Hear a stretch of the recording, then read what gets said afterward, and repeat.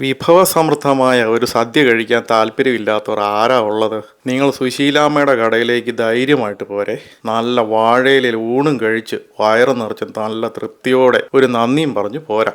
ഇടുക്കി യാത്ര പ്ലാൻ ചെയ്യുമ്പോൾ കാണേണ്ട സ്ഥലങ്ങളുടെ കൂടെ സുശീലാമ്മയുടെ കടയിൽ നിന്നും ഉച്ചയൂണും ഉൾപ്പെടുത്തിയാണ് ആൾക്കാരിപ്പോൾ പോരുന്നത്.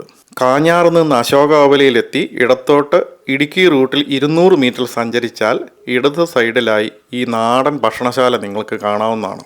ഒരു കടയിൽ ഉച്ചയൂണിൻ്റെ സമയത്ത് ചെന്നാൽ അവിടുത്തെ തിരക്ക് കാണുമ്പോൾ അറിയാം നല്ല ഭക്ഷണമാണ് അവിടെ കൊടുക്കുന്നതെന്ന്. സുശീലാമ്മയുടെ കടയിൽ ചെന്നാൽ നല്ല വൃത്തിയുള്ള വാഴയിലാണ് ഓരോ വിഭവങ്ങളും വിളമ്പുന്നത്.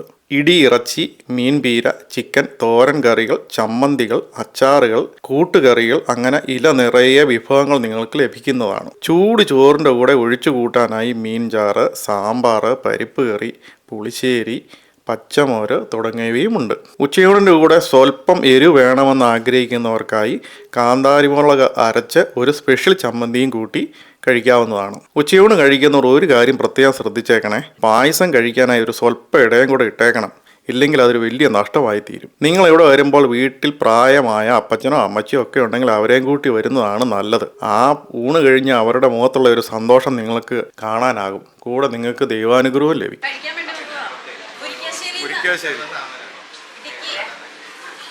ഇഷ്ടപ്പെട്ടോ? ഊണൊക്കെ ഇഷ്ടപ്പെട്ടോ? ഭക്ഷണം കഴിക്കാൻ വരുന്നവർക്ക് സുശീലാമ്മ സ്നേഹത്തോടെ സന്തോഷത്തോടെ നിറഞ്ഞ ചിരിയോടെ കുശലം പറഞ്ഞുകൊണ്ടൊക്കെയാണ് വിഭവങ്ങൾ വിളമ്പുന്നത്. സ്നേഹനിധിയായ ഒരു അമ്മയുടെ സാമീപ്യം കൂടിയാണ് നമുക്കപ്പോൾ ലഭിക്കുന്നത്. ഊണ് നമ്മൾ കട തുടങ്ങിയിട്ട് 11 വർഷം കഴിഞ്ഞു. പിന്നെ ഊണ് ഒരു 12 മണിയോടുകൂടി ഊണ് തുടങ്ങും. ഊണ് തുടങ്ങിയ ഒരു 23 കൂട്ടം തൊടുകറി, പിന്നെ 5 കൂട്ടം ചാറുകറി, പിന്നെ പായസം, പപ്പടം, ചോറ്, ഉപ്പ്, വെള്ളം, അങ്ങനെ എല്ലാ കൂട്ടവും കൂടി കൊടുക്കും. ചില ദിവസം 7 കൂട്ടം ചാറുകറി ഉള്ള ദിവസങ്ങളുണ്ട്. ചിലപ്പം കപ്പയും കാന്താരിയും കൂടി അരച്ചത് കൊടുക്കും. പിന്നെ കടയിങ്ങനെ